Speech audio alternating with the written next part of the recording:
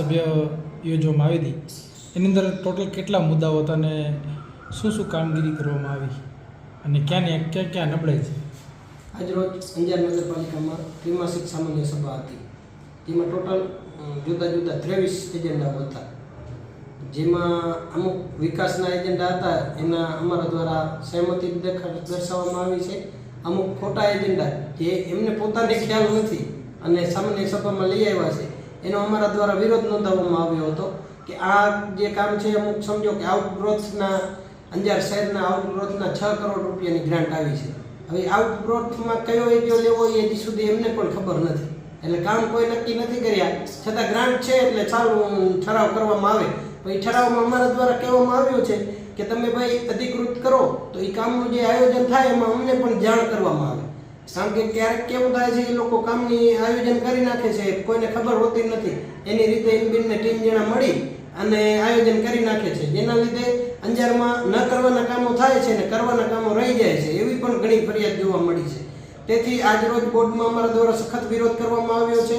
આ સિવાય અમુક એવા ગત સામાન્ય સભાના એજન્ડા હતા કે જે ખરેખર યોગ્ય નથી છતાં પણ લેવામાં આવ્યા છે.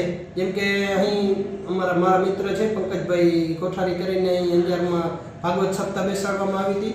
હવે એ વ્યક્તિએ કોઈને ફાળો લેવાની પણ ના પાડી હતી કે ભાઈ તમે કોઈ ખાલી કથાનો લાભ લ્યો, સમગ્ર અંજાર શહેરવાસીઓ બધો ખર્ચ હું કરીશ. હવે એ તમામ ખર્ચ એ કરતા હોય તો 2,33,000 રૂપિયા સાટું એ ના પાડે. અંજાર નગરપાલિકાએ 2,33,000ના ખર્ચનો ઠરાવ કરી અને સફાઈના નામે ઠરાવ કરવામાં આવ્યો છે, જેનો અમારા દ્વારા વિરોધ કરવામાં આવ્યો છે કે આ તમે 2,33,000નો ઠરાવ કર્યો છે એ ઓના 7 કરોડ ઉપર તમે પાણી ફેરવી નાખ્યું છે આ ઠરાવથી. એના લીધે ઓનું પણ ખરાબ લાગ્યું છે.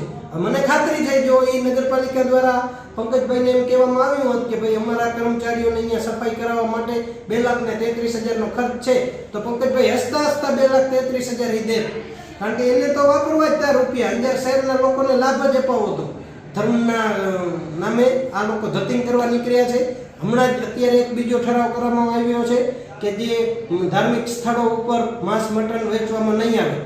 આવા ઠરાવ અનેક વખત અગાઉ પણ થઈ ગયા છે, એ વાતના આપ પણ સાક્ષી છો, પણ કોઈ જાતની કામગીરી કરવામાં આવતી નથી, ખાલી ઠરાવ કરવામાં આવે છે. 2021થી અત્યાર સુધીમાં એવા મારા હિસાબે 80 થી 90 ઠરાવ છે કે જે ફક્ત ઠરાવ કરવામાં આવ્યા છે, હજી સુધી કોઈ કામગીરી કરવામાં નથી આવતી. આ લોકોને શરમ આવી ખપે. એક ટેન્ડર અંજાર નગરપાલિકાનું એક ટેન્ડર એવું હતું ખેંગાસર તળાવ, એનું ટેન્ડર હજી ખુલ્યું હતું અને સીધા ધારાસભ્ય સાહેબને ખાતમુહૂર્ત કરવા લઈ ગયા. હવે ધારાસભ્ય સાહેબનું અંજારમાં ખરાબ લાગ્યું, હવે એ ટેન્ડરનું વર્ક ઓર્ડર નહોતો દેવાનો અને લઈ ગયા, હવે ટેન્ડર રદ થયું. અત્યારે લોકો ધારાસભ્યશ્રીને પૂછે છે કે ભાઈ આ તળાવનું શું થયું, બોલો. એટલે અંજાર નગરપાલિકાની ઘોર બેદરકારી છે.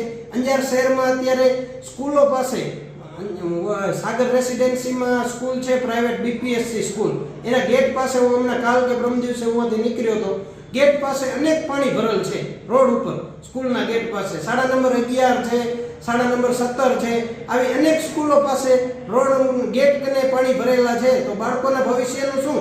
હમણાં ચાંદીપુરા રોગ હાલી નીકળ્યો છે.